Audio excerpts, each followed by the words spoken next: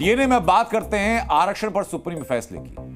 क्या पीढ़ी दर पीढ़ी मिलने वाला आरक्षण अब खत्म हो जाएगा? क्या सुप्रीम कोर्ट की तरह सरकार और सारे सियासी पार्टियां मानने को तैयार हैं कि आरक्षण के असली हकदारों तक उसका फायदा नहीं पहुंच रहा और आरक्षण का मजा कोई और ले रहा है? सबसे पहले जो पॉलिटिकल इंपॉर्टेंस आरक्षण की है वो समझिए आप।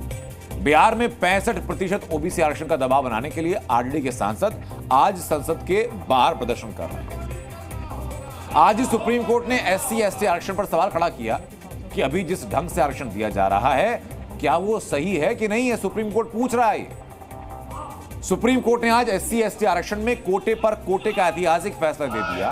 7 जजों की बेंच थी, 2004 के अपने ही 5 जजों की बेंच के फैसले को पलट दिया। मैं बहुत आसानी से जरा समझाता हूं आपको कि सुप्रीम कोर्ट में क्या हुआ है, लेकिन मैं आसान बनाऊं उसके पहले कुछ उदाहरण जरा आप समझ लीजिए कि क्या हुआ।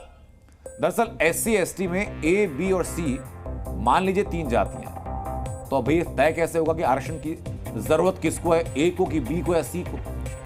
अभी मान लीजिए कि इसमें बी और सी ज्यादा जरूरतमंद है, तो फिर ए को आरक्षण का लाभ इनसे कम क्यों नहीं मिलना चाहिए? आरक्षण के लाभ से कोई एक जाति का व्यक्ति जो है वो अगर क्लास 1 अफसर बन चुका है तो फिर उसके बच्चे को आरक्षण क्यों मिलना चाहिए और उसके बच्चे के हिस्से का आरक्षण किसी और को क्यों नहीं मिलना चाहिए जो उनसे ज्यादा गरीब है, कमजोर है, पिछड़ा हुआ है? ये बुनियादी सवाल है जो लगातार उठ भी रहे हैं और ऐसे ही सवाल सुप्रीम कोर्ट के सामने याचिका रख के किए गए। तमिलनाडु, कर्नाटक और पंजाब, ये 3 ऐसे राज्य हैं जिन्होंने ओबीसी की तरह एससी एसटी आरक्षण में कोटे के अंदर कोटा रखा था। पंजाब सरकार के फैसले पर रोक लगाने के खिलाफ मामला सुप्रीम कोर्ट की 7 जजों की बेंच में गया। उसी पर सुप्रीम कोर्ट ने फैसला दिया और सुप्रीम कोर्ट ने कहा कि जरा ये सुनिए। सुप्रीम कोर्ट ने कहा कि ओबीसी की तरह एससी एसटी में कोटे में कोटा गलत नहीं है। राज्य ओबीसी जैसी क्रीमी लेयर एससी एसटी में बना सकते हैं। सुप्रीम कोर्ट ने कहा कि एससी एसटी में सिर्फ कुछ लोग आरक्षण का लाभ ले रहे हैं और एससी एसटी के अंदर कई श्रेणियां हैं जो पीड़ित हैं, वंचित हैं और असली समानता अगर लानी है तो कोटे में कोटा एकमात्र तरीका है। अब तक जो कैटेगरी बनी है, राज्य उसमें सब कैटेगरी बना सकते हैं, कानून भी बना सकते हैं। अब केंद्र सरकार को पक्ष रखना था। केंद्र सरकार ने कोर्ट में कहा कि वो आरक्षण और एससी एसटी सब कैटेगरी दोनों के पक्ष में। अब देखिए जरा कि पीढ़ी दर पीढ़ी के आरक्षण पैटर्न पर सुप्रीम कोर्ट ने क्या कहा। पीढ़ी दर पीढ़ी यानी कि एक पीढ़ी को मिला, वो कामयाब हो गई, उसके बावजूद दूसरी को मिला, वो भी कामयाब हो गई, फिर तीसरी को मिला, वो भी कामयाब हो गई, फिर चौथी को मिला। लगातार आपका आर्थिक पक्ष मजबूत होता जा रहा है, लेकिन आरक्षण का लाभ अब लगातार लेते जा रहा है। इसको लेकर सुप्रीम कोर्ट के 4 जजों ने टिप्पणी करी। जस्टिस विक्रमनाथ ने क्या कहा?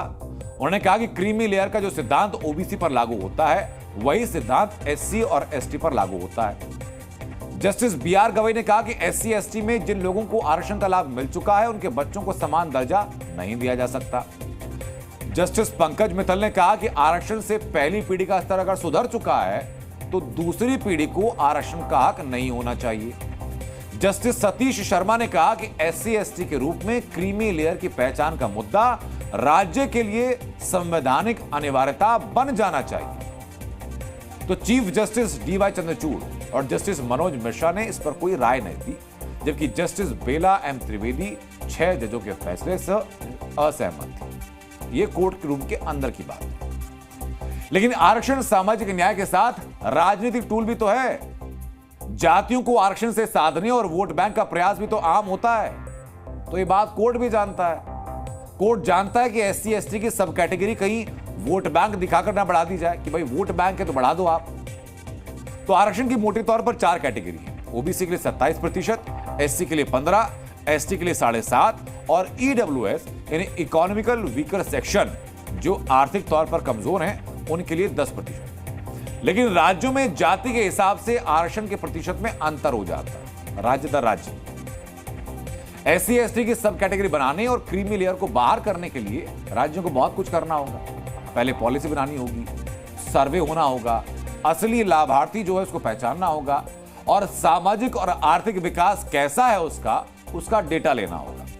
संभावना है कि इसमें कहा जाए कि भाई ये काम बिना जाति जनगणना कैसे हो पाएगा, तो संभावना फिर यह भी है कि जाति जनगणना को लेकर के जाति बताने से परहेज करने वाले विपक्ष के तर्क को एक और मजबूत वजह मिल जाए। मिल्कियत जाने बगैर बंटवारा नहीं हो सकता, यानी unless you have the substantial data.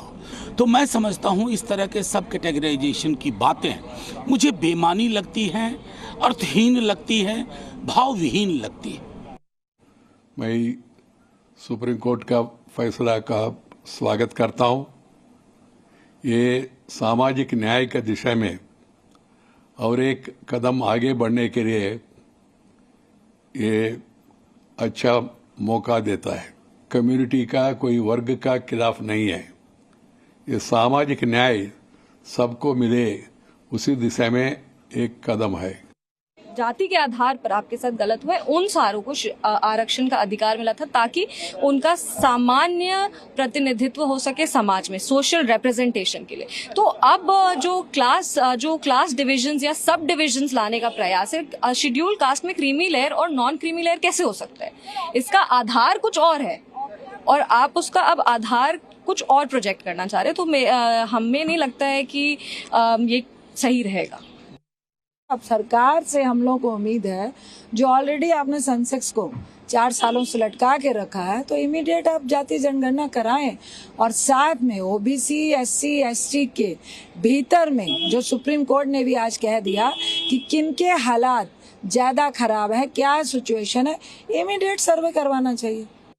ये एक पॉलिसी हमने अंग्रेजों के समय से सुनी थी, डिवाइड एंड रूल।